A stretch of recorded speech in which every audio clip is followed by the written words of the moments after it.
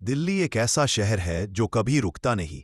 एक ऐसा शहर जहां हर सुबह नई उम्मीदें लेकर आती है और हर रात कुछ अनकही कहानियों को हमेशा के लिए अंधेरे में छोड़ जाती है। इन्हीं अनकही कहानियों में से एक कहानी है समीना की। एक मासूम लड़की जिसकी मुस्कान में शहर की रोशनी बसती थी, पर अब उसी मुस्कान का कोई निशान तक नहीं रहा। समूचे शहर में हर तरफ बस एक ही सवाल गूंज रहा है कि आखिर समीना कहाँ गई। कहानी शुरू होती है दिल्ली के जाकिर नगर की पुरानी गलियों से, जहां समीना अपने माता पिता के साथ रहती थी।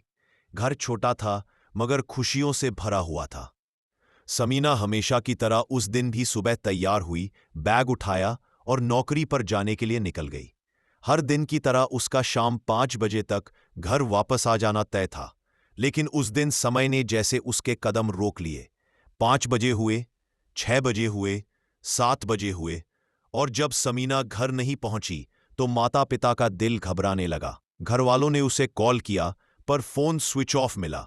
पड़ोसियों को बताया, रिश्तेदारों को फोन किया, पर किसी को कुछ पता नहीं था। रात के 9 बजते बजते सब लोग उसे ढूंढने निकल पड़े। सबसे पहले उसके ऑफिस गए। वहां मौजूद गार्ड ने बताया कि समीना तो समय पर ऑफिस से निकल चुकी थी। फिर सब लोगों के पैरों तले जमीन खिसक गई। जब मोबाइल की आखिरी लोकेशन ट्रेस की गई तो वह लोकेशन जामिया नगर की उसी डरावनी पुरानी गली नंबर 4 की मिली, जहां दिन में भी अंधेरा छाया रहता था और रात में परछाइयां भी डर कर ठहर जाती थीं। अगली सुबह पुलिस स्टेशन में मिसिंग रिपोर्ट लिखवाई गई और उसी वक्त माता पिता को वह सच्चाई सुनने को मिली जिसने उनके दिलों को अंदर तक झकझोर दिया। अफसर ने कहा कि पिछले 9 महीनों में दिल्ली से लगभग 14,000 लोग गायब हो चुके हैं। कई मिले, कई नहीं मिले, पर हजारों आज भी बेनिशान है। और अब समीना भी इसी लंबी सूची में एक और नाम बन चुकी है। अगली सुबह पुलिस स्टेशन में मिसिंग रिपोर्ट लिखवाई गई और उसी वक्त माता पिता को वह सच्चाई सुनने को मिली जिसने उनके दिलों को अंदर तक झकझोर दिया। अफसर ने कहा कि पिछले 9 महीनों में दिल्ली से लगभग 14,000 लोग गायब हो चुके हैं। कई मिले, कई नहीं मिले, पर हजारों आज भी बेनिशान हैं। और अब समीना भी उसी लंबी सूची में एक और नाम बन चुकी है। गली नंबर 4 के बारे में कई कहानियां चलती थी। कहा जाता था कि वहां कुछ साल पहले एक रहस्यमय गिरोह सक्रिय था जो शहर से गायब होने वाले लोगों के मामलों से जुड़ा हुआ था। मकान पुराने, जर्जर और खामोश थे, लेकिन रात में कई लोगों ने अजीब सी आवाजें सुनी थी, जैसे कोई नीचे तहखाने में चलता है, कोई चीज घसीटता है और फिर अचानक सब खामोश हो जाता है। इसी बीच लाजपत नगर की पूजा का मामला सामने आया। वही पूजा जो अचानक एक शाम घर लौटते समय गायब हो गई थी। अक्सर उसे एक अनजान नंबर से कॉल आते थे। कॉल उठते ही बस भारी सांसों की आवाजें आती थी। पूजा ने अपने दोस्तों को ये बातें बताई थीं और फिर एक शाम वह गायब हो गई। उसकी आखिरी लोकेशन भी उसी गली नंबर 4 की मिली। उसी के तुरंत बाद दिल्ली के ओखला में रहने वाला एक लड़का फैज भी अचानक रहस्यमय तरीके से गायब हो गया था। फैज पढ़ाई और पार्ट टाइम नौकरी दोनों संभाल रहा था। उस रात उसने रूम पार्टनर को मैसेज किया था कि वह थोड़ी देर में घर पहुंच जाएगा। सीसीटीवी में वह गेट से बाहर निकलते दिखा और फिर उसके बाद फैज भी जैसे हवा में गुम हो गया। उसके मोबाइल की आखिरी लोकेशन भी वही निकली। वही गली नंबर 4 अब दिल्ली शहर की सबसे भयावह पहेली बन चुकी थी। चारों मामलों में एक ही पैटर्न, एक ही जगह, एक ही अंधेरा और एक ही खामोशी थी। पहले पूजा, फिर फैज और अब समीना। पुलिस अब इस बात से इनकार नहीं कर सकती थी कि इन गायबियों के पीछे कोई बहुत बड़ा गिरोह काम कर रहा है। मीडिया ने केस जोर शोर से उठाया तो शहर में डर फैल गया। लोग अपने घर जल्दी लौटने लगे। रात का सन्नाटा और गहरा हो गया और उस गली का नाम सुनकर भी लोग कांपने लगे। लेकिन सबसे ज्यादा टूटा था समीना का परिवार। हर रोज उस गली के बाहर खड़े होते, कहीं वह वापस आती दिखाई दे जाए, कहीं कोई मिल जाए जिसने उसे देखा हो। पर हर दिन निराशा और बढ़ जाती।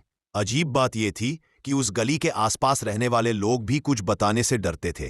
कुछ कहते कि रात में वहां एक बूढ़ा आदमी दिखता है जो कभी बाहर नहीं आता।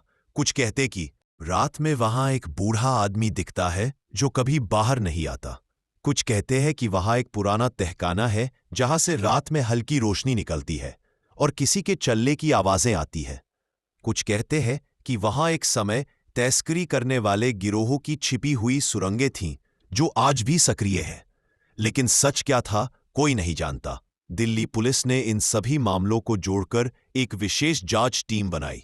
जांच में यह सामने आया कि इस इलाके में पिछले 10 सालों से मानव तस्करी, अंग तस्करी और कई गुप्त गिरोह सक्रिय थे, जिनके तार शहर के बड़े नेताओं, व्यापारियों और विदेशों तक फैले हुए थे। कुछ सूत्र बताते थे कि पाकिस्तान की इंटेलिजेंस एजेंसी ISI शहर में सक्रिय कुछ नेटवर्कों को संरक्षण देती है ताकि इस अवैध मानव व्यापार से पैसा निकाला जा सके, जो आगे गलत कामों और आतंकी गतिविधियों में लगाया जाता है। लेकिन ये सब बस अंदेशे थे और कोई ठोस सबूत नहीं मिलता था। जांच टीम जब गली नंबर 4 में घुसी तो वहां का माहौल किसी भूतिया जगह जैसा था। मकान बंद थे, खिड़कियां टूटी थीं, दीवारों पर पुराने खरोंच के निशान थे, जैसे किसी ने बचने की कोशिश की हो। लेकिन सबसे बड़ा राज था वह तहखाना, जिसके बारे में लोग दबे आवाज में बात करते थे। टीम को वहां एक गुप्त दरवाजा मिला जहां से नीचे उतरने वाली सीढ़ियां थी।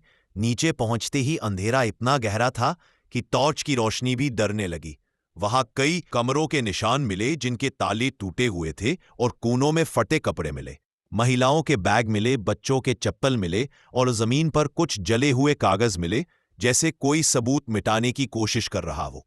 टीम को साफ एहसास हो गया था कि यह तहखाना कभी बहुत बड़े रैकेट का अड्डा रहा है, लेकिन अभी वहां कोई नहीं था।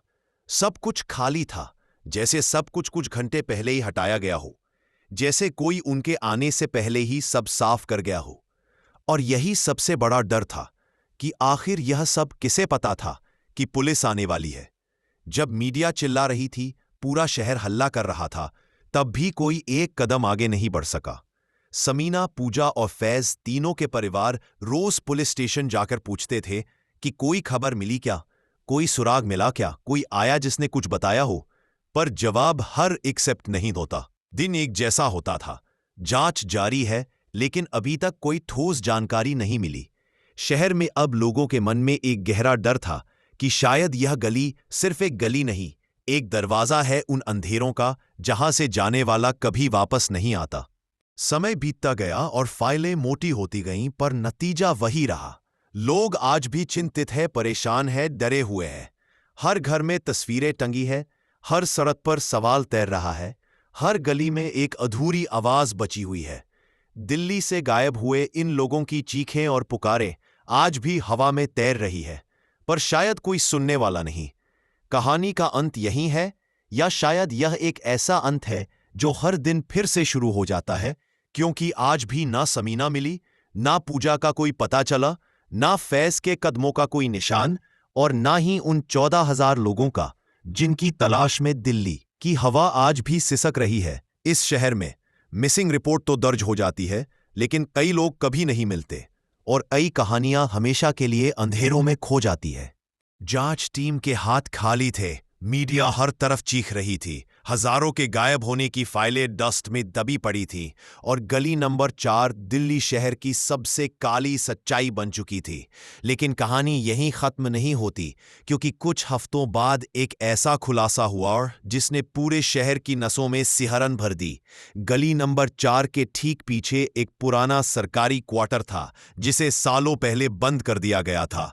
कहा गया था कि वह जर्जर है, रहने लायक नहीं है, पर असली बात कोई नहीं जानता था। और जब प्रशासन ने उस क्वार्टर के नीचे की जमीन पर मेट्रो लाइन के कंस्ट्रक्शन स्टार्ट किया, तो असली बात नहीं थी। लिए हल्की खुदाई शुरू की तो वहां से ऐसी चीजें निकलने लगी जिनकी कल्पना तक किसी ने नहीं की थी। जांच टीम के हाथ खाली थे, मीडिया हर तरफ चीख रही थी, हजारों के गायब होने की फाइलें डस्ट में दबी पड़ी थीं और गली नंबर 4 दिल्ली शहर की सबसे काली सच्चाई बन चुकी थी। लेकिन कहानी यहीं खत्म नहीं होती, क्योंकि कुछ हफ्तों बाद एक ऐसा खुलासा हुआ जिसने पूरे शहर की नसों में सिहरन भर दी। गली नंबर 4 के ठीक पीछे एक पुराना सरकारी क्वार्टर था, जिसे सालों पहले बंद कर दिया गया था। कहा गया था कि वह जर्जर है, रहने लायक नहीं है, पर असली बात कोई नहीं जानता था। और जब प्रशासन ने उस क्वार्टर के नीचे की जमीन पर मेट्रो लाइन के कंस्ट्रक्शन स्टार्ट किया, तो असली बात नहीं थी। लिए हल्की खुदाई शुरू की तो वहां से ऐसी चीजें निकलने लगी जिनकी कल्पना तक किसी ने नहीं की थी। मशीन जैसे ही जमीन में घुसी, कुछ कठोर चीज से टकराई और ऑपरेटर ने काम रोककर पुलिस को बुला लिया। नीचे निकलने वाले पत्थर असल में पत्थर नहीं, वह इंसानी हड्डियां थीं। पहले एक, फिर दो, फिर कई और, जैसे धरती ने अपनी सारी दबी हुई चीखें अचानक बाहर उगल दी हो। खुदाई रुकवाई गई और अगले ही दिन वहां दर्जनों मजदूर बुलाए गए। कई बड़े बुलडोजर खड़े कर दिए गए ताकि उस जगह को पूरा खोला जा सके। खुदाई सामने बढ़ती गई और धीरे धीरे जमीन की तहों से सैकड़ों नहीं, हजारों इंसानी कंकाल निकले, जिनमें औरतों के कपड़ों के फटे टुकड़े, बच्चों के खिलौने आधे जले, मोबाइल फोन, टूटी चूड़ियां और कई चीजें मिली जो चीख चीख कर कह रही थीं कि यहां बरसों से मौत दबी पड़ी थी। पर सबसे डरावनी बात यह थी कि ये सब कंकाल गली नंबर 4 के नीचे फैले एक विशाल भूमिगत नेटवर्क का हिस्सा थे। एक पूरी जाल जैसी सुरंगें जिनके बारे में अब तक सिर्फ अफवाहें थीं, वो अब हकीकत बनकर सामने थी और पुलिस की रूह तक कांप उठी जब पता चला कि इन सुरंगों के कुछ हिस्से सीधे पुराने सरकारी दफ्तरों से जुड़ते हैं, कुछ हिस्से नाले के नीचे गायब होते हैं और कुछ ऐसे बंद कमरों की ओर जाते हैं जिनकी दीवारों पर पुराने रस्टेड खून के धब्बे दिख रहे थे। जैसे ही ये खबर मीडिया तक पहुंची, पूरा शहर उबल गया। लोग सड़कों पर उतर आए, विरोध शुरू हो गया। चैनलों ने सवाल उठाना शुरू किया कि आखिर ये सुरंगें बनाई किसने थी? इतने सालों तक पुलिस को कैसे पता नहीं चला? प्रशासन क्या कर रहा था? और सबसे बड़ा सवाल यह कि क्या कोई बहुत बड़ा राजनीतिक हाथ इस पूरी व्यवस्था को बचा रहा था? दिल्ली सरकार दबाव में आ गई। जांच आयोग गठित किया गया और पहली बार फाइलें खोली गईं जिनमें पिछले 15 सालों से इस इलाके में होने वाली रहस्यमय गायबियों के रिकॉर्ड थे। रिकॉर्ड इतने पुराने कि उन्हें शायद कभी पढ़ने का इरादा ही नहीं था, क्योंकि उनमें कई बड़े अधिकारियों और नेताओं के नाम बार बार आते थे, जैसे कोई इन एरिया को जानबूझकर नजरअंदाज करवाता रहा हो ताकि गिरोह चैन से अपना काम करता रहे। जमीन के नीचे से निकली सुरंगों की जांच के दौरान फॉरेंसिक टीमों को एक कमरे के कोने में जली हुई हार्ड ड्राइव्स मिली जिनमें सिर्फ कुछ फ्रैगमेंट्स बचे थे, पर उनमें से निकले डेटा ने जांच को एक नए अंधेरे मोड़ पर पहुंचा दिया। उनमें कुछ संदेश थे जिनमें कोड वर्ड में यह लिखा था कि माल तैयार है और रात 3 बजे शिफ्ट करना है। कुछ संदेशों में लोकेशन कोड थे, कुछ में पैसे की बात और कुछ में यह इशारा कि नेटवर्क का कोई बड़ा गारंटर ऊपर की कुर्सियों तक पहुंच रखता है। यह सुनते ही शहर में एक तूफान सा आ गया, क्योंकि शक होने लगा कि यह मामला सिर्फ गैंग या तस्करी का नहीं, बल्कि सरकार के ऊंचे दफ्तरों तक फैला हुआ एक बहुत पुराना नेटवर्क है जो इंसानों का सौदा करता था और पुलिस को रास्ते से हटाने के लिए हर साल नई पोस्टिंग, नए अफसर और नए ट्रांसफर्स करता रहा ताकि कोई भी जांच गहराई तक न पहुंच सके। खुदाई आगे बढ़ती गई, सुरंगें और खुलती गई, और कुछ दिन बाद सबसे चौंकाने वाली खोज हुई जब एक बेहद अंदरूनी सुरंग का दरवाजा पाया गया जिसे मोटे स्टील से बंद किया गया था। दरवाजा काटकर जब टीम अंदर दाखिल हुई तो वहां एक बड़ा कमरा था जिसमें लोहे के कई पिंजरे रखे थे, जैसे किसी जमाने में वहां जिंदा लोगों को बंद करके रखा जाता था। कमरे की दीवारों पर नाखूनों के निशान थे, खरोंच ऐसे कि आंखें नम पड़ जाएं, और फर्श पर भारी लोहे की जंजीरों के टूटे छल्ले पड़े थे। और उसी कमरे के एक कोने में एक पुराना नोटबुक मिला जिसके कुछ पन्ने बचे थे। पन्नों में नाम थे, तारीखें थीं और लोकेशन कोड थे, और उन नामों की सूची में पूजा, समीना और फैज तीनों के नाम थे, जिनके आगे बस इतना लिखा था, अराइव्ड, और उसके बाद कोई एंट्री नहीं। इसका मतलब क्या था ये कोई नहीं जानता, पर इतना साफ था कि तीनों को यहां लाया गया था और फिर जाने कहां ले जाया गया। दिल्ली का माहौल अब विस्फोट जैसा हो चुका था। कई मंत्रियों को प्रेस कॉन्फ्रेंस देनी पड़ी, विपक्ष सड़कों पर था, सरकार हिल गई थी, प्रधानमंत्री तक को बयान देना पड़ा कि इस गली नंबर 4 मामले की जांच अब राष्ट्रीय स्तर की एजेंसी करेगी। पर सवाल फिर भी वही था कि इतने सालों तक ये सब कैसे चलता रहा, कौन था जो इस पूरे नेटवर्क को बचाता रहा, और सबसे बड़ा सवाल ये कि क्या तीनों पीड़ित अब भी कहीं जिंदा थे। जांच टीम को सुरंगों के सबसे नीचे एक कोठरी मिली जिसमें एक दीवार पर एक ताज़ा लिखी लाइन मिली जो किसी को अंदर से डराने के लिए छोड़ी गई थी। लाइन में सिर्फ इतना लिखा था, अभी भी बहुत कुछ नीचे छुपा है और उन लोगों के नाम जिन्हें तुम ढूंढ रहे हो अभी भी हिसाब बाकी है। और यह पढ़ते ही टीम को समझ आ गया कि कहानी खत्म नहीं हुई, बल्कि असली कहानी तो अब शुरू हो रही है। और गली नंबर 4 सिर्फ एक दरवाजा था जो दिल्ली के कुछ सबसे गहरे राज खोलने वाला था। दिल्ली की हवा अब और भारी हो गई थी और हर कोई बस यह सोच रहा था कि अगर यह सब सच है तो सवाल यह नहीं कि यह किसने किया, सवाल यह है कि आखिर यह सब कब से हो रहा था और कब तक चलता रहा होगा। जैसे ही सुरंगों में फैले उस भूमिगत नेटवर्क से जुड़े पुराने सबूत सामने आने लगे, वैसे ही अचानक जांच की रफ्तार धीमी पड़ने लगी। टीम के कुछ अधिकारियों को अजीब कॉल आने लगे, जिनमें बस चुप्पी थी या कभी-कभी हल्की सी सरसराहट, जैसे कोई दूर से सुन रहा हो, और फिर फोन कट जाता। लेकिन सबसे हैरान करने वाली बात यह थी कि मीडिया, जिसने अब तक दिन रात इस केस को उठाया था, उसने अचानक इस पर बोलना बंद कर दिया। कई बड़े न्यूज चैनलों ने प्राइम टाइम से इस मुद्दे को हटाकर मनोरंजन खबरें दिखानी शुरू कर दी, और जब पत्रकारों ने ज्यादा दबाव बनाया तो उन्हें ऊपर से आदेश मिले कि इस केस को फिलहाल ठंडा रखा जाए और किसी भी तरह के राजनीतिक नाव पर चोट न की जाए। यही वह पल था जब शक गहराता गया कि यह केस सिर्फ अपराधों की कहानी नहीं, बल्कि इसमें कुछ बहुत बड़ा खेल रहा है। और तभी जांच टीम को एक सुरक्षा एजेंसी के पुराने रिकॉर्ड मिले, जिनमें एक बेहद चौंकाने वाला जिक्र था। उसमें लिखा था कि पिछले कई सालों से भारत की सीमा के पार बैठे कुछ नेटवर्क दिल्ली और उत्तर भारत के भीड़-भाड़ वाले इलाकों में अपना असर बढ़ाने की कोशिश कर रहे हैं, और मानव तस्करी के जरिए वे फंडिंग जेनरेट करते हैं ताकि उनकी गतिविधियां बिना पकड़ में आए चलती रहे। उस दस्तावेज में एक नाम बार बार लिखा था जिसे कोड नेम ब्लैक विंडो कहते थे, और माना जाता था कि यह नेटवर्क सीमा पार से संचालित होता है और दिल्ली के कुछ भ्रष्ट दफ्तरों में बैठे लोग उसकी मदद करते हैं ताकि बिना शोर किए इन सुरंगों का इस्तेमाल किया जा सके। जांच टीम ने जब इन सुरंगों की मैपिंग शुरू की तो पता चला कि इनका एक हिस्सा पुरानी नाला लाइन के नीचे से निकलता हुआ ओखला की ओर जाता है और वहीं से एक पुरानी परित्यक्त फैक्ट्री की ओर मुड़ता है, जिस पर पिछले 10 सालों में किसी ने हाथ नहीं लगाया था। फैक्ट्री पर पुराने उर्दू में लिखे कुछ शब्द मिले जो आधे मिट चुके थे, पर उनमें एक संकेत था कि यह जगह कभी सीमा पार के किसी गुट का सुरक्षित ठिकाना थी। यहां उन्हें कोई छेड़ नहीं सकता था, क्योंकि इलाके के कुछ बड़े नाम इस जगह को बचाने के लिए पूरी मशीनरी का इस्तेमाल करते थे।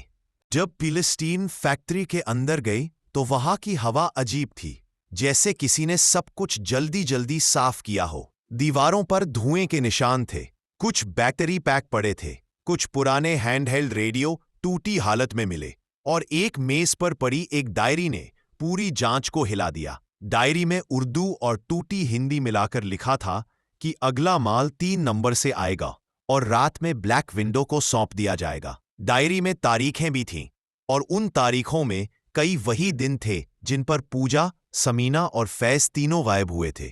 इससे यह साफ हो गया कि यह कोई छोटा गिरोह नहीं, एक अंतर्राष्ट्रीय स्तर पर फैला हुआ क्रॉस बॉर्डर नेटवर्क था जो दिल्ली को अपने लिए सुरक्षित रास्ता मानकर चल रहा था। जैसे ही यह जानकारी शहर में फैली, ऊपरी दफ्तरों में हलचल मच गई। कई बड़े अधिकारी रातों रात ट्रांसफर कर दिए गए, कुछ फाइलें अचानक गायब कर दी गईं और कुछ सबूत बंद कमरों में लॉक कर दिए गए। लेकिन जांच टीम में ऐसे लोग भी थे जो सच को दबने नहीं देना चाहते थे, और उन्होंने गुप्त रूप से दस्तावेजों को कॉपी करना शुरू कर दिया ताकि अगर ऊपर से दबाव आए तो भी सच्चाई कहीं खो न जाए। कुछ दिन बाद एक वरिष्ठ पत्रकार ने यह बात उजागर करनी चाहिए, पर उसे चैनल में प्रवेश मिलना बंद कर दिया गया और उसकी रिपोर्टिंग पर रोक लगा दी गई। कहा गया कि ऊपर से ऑर्डर आया है कि यह मुद्दा फिलहाल मीडिया के लिए बंद है, क्योंकि इसमें कई ऐसे नाम हैं जिन्हें छेड़ा नहीं जा सकता। इसी बीच सुरंगों के सबसे गहरे हिस्से तक जब बड़ी खुदाई पहुंची तो वहां एक ऐसा कक्ष मिला जिसका दरवाजा बेहद विशाल लोहे से बना था। दरवाजा खोलने में घंटों लगे, और जैसे ही टीम अंदर गई वहां एक बहुत पुराना कंट्रोल रूम जैसा कुछ दिखाई दिया। दीवारों पर पुरानी सीआरटी स्क्रीन लगी थी और कुछ में अभी भी हल्की झिलमिलाहट थी, जैसे किसी ने हाल ही में इन्हें इस्तेमाल किया हो। कमरे में ढेरों नक्शे थे, जिन पर दिल्ली के कई इलाके लाल निशान से मार्क किए गए थे। इनमें वो एरिया थे जहां पिछले सालों में सबसे ज्यादा लोग गायब हुए थे, और इन निशानों को जोड़ने पर पता चला कि ये सभी रास्ते उसी सुरंग नेटवर्क से जुड़े हुए हैं, जिसकी जड़ें गली नंबर 4 के नीचे जाती थी। इस कंट्रोल रूम के एक कोने में एक बड़ा स्टील बॉक्स मिला, जिसमें कई आईडी कार्ड मिले। उनमें कुछ महिलाओं के कार्ड थे, कुछ बच्चों के स्कूल कार्ड, कुछ पुरानी तस्वीरें थी, और इन कार्डों पर सीमा पार के देशों के टेलीकॉम नंबर लिखे थे, जैसे किसी को बाहर से निर्देश मिलते होंगे कि किसे कब और कहां से उठाना है। जांच टीम का दिल दहल गया, क्योंकि यह पहली बार था जब सीधे सीमा पार के नेटवर्क की कड़ी किसी ठोस सबूत के रूप में हाथ लगी थी। इसी समय दिल्ली विधानसभा में जब इस मामले पर चर्चा होनी थी, तो अचानक सत्र रद्द कर दिया गया। कहा गया कि सुरक्षा कारणों से बहस स्थगित है। विपक्ष ने आरोप लगाया कि सरकार नहीं चाहती कि इस मुद्दे पर उंगली उठे, क्योंकि कई पुराने फाइलों में ऐसे अधिकारी और नेता जुड़े हुए मिल रहे हैं जिनके ऊपर जनता का भरोसा था, लेकिन असल में वे इस नेटवर्क को वर्षों से अनदेखा करते रहे थे, ताकि कोई हंगामा न हो और पैसा चलता रहे। जैसे ही यह खबर दिल्ली के लोगों तक पहुंची, शहर में एक और गुस्से की लहर दौड़ गई। सोशल मीडिया पर लोग पूछने लगे कि जब इतने सारे लोग गायब हुए तो सरकार चुप क्यों रही? मीडिया क्यों अचानक शांत हो गई? और क्यों इस गली नंबर 4 की खुदाई को लाइव कवर करने से चैनलों को रोका गया? आखिर किससे डरते हैं ये लोग, और किसके दबाव में सच्चाई को दफन किया जा रहा है? उधर जांच टीम ने एक और चौंकाने वाली खोज की। सुरंगों के अंदरूनी हिस्से में एक जगह पर उन्हें एक नई खुदाई के ताजा निशान मिले, जैसे किसी ने हाल ही में मशीनों से खुदाई की हो। वहां मिट्टी अभी भी नरम थी और गंध से पता चलता था कि कुछ दिनों के भीतर ही यहां से बड़ी मात्रा में सामान निकाला गया है। जब तकनीकी टीम ने जमीन स्कैन की, तो नीचे एक और विशाल हॉल का संकेत मिला, जिसे शायद नेटवर्क के लोग पुलिस के आने से पहले साफ कर चुके थे। इसका मतलब साफ था कि यह नेटवर्क अभी तक खत्म नहीं हुआ था। वह सिर्फ अपनी खाल बदल रहा था, रास्ते बदल रहा था, और शायद शहर छोड़ने की तैयारी कर चुका था। जैसे ही रात गहरी हुई, सुरक्षा एजेंसी को एक इंटरसेप्ट मिला, जिसमें उर्दू और पंजाबी मिश्रित भाषा में कोई कह रहा था कि ऊपर वालों को खबर मिल गई है, नीचे वाला रास्ता बंद करो और दिल्ली में ऑपरेशन रोक दो। इंटरसेप्ट छोटा था, पर डरावना इतना कि जांच टीम को एहसास हो गया कि यह लड़ाई बहुत बड़ी है, और यह नेटवर्क इतने सालों से सिर्फ इसलिए बचता रहा क्योंकि इसके पीछे कोई बेहद ताकतवर प्रणाली खड़ी थी जो इस अंधेरी दुनिया को ढके रखती थी। लेकिन सुरंगों में मिला वह एक छोटा सा पन्ना सबसे खतरनाक था, जिसमें लिखा था, हम अभी खत्म नहीं हुए, हम सिर्फ जगह बदलते हैं, और जिन नामों को तुम ढूंढ रहे हो वे अभी हवाओं में नहीं खोए, बस अदृश्य कर दिए गए हैं। और जब वक्त सही होगा, तब तुम्हें समझ आएगा कि इस शहर में कौन असल में राज कर पाए। और इस लाइन के साथ दिल्ली की हवा एक बार फिर से भारी हो गई, और गली नंबर 4 की अंधेरी कहानियां अब सिर्फ कहानियां नहीं रह गईं, बल्कि एक ऐसी परछाई बन गईं जो हर मोड़, हर दीवार और हर सांस में महसूस होने लगी थी। और लोग अब बस इतना सोच रहे थे कि अगर ये सब सच है तो आगे क्या होने वाला है, और क्या इन तीनों की कहानी कभी अपने अंत तक पहुंचेगी, या शहर का ये अंधेरा हमेशा के लिए बढ़ता ही जाएगा।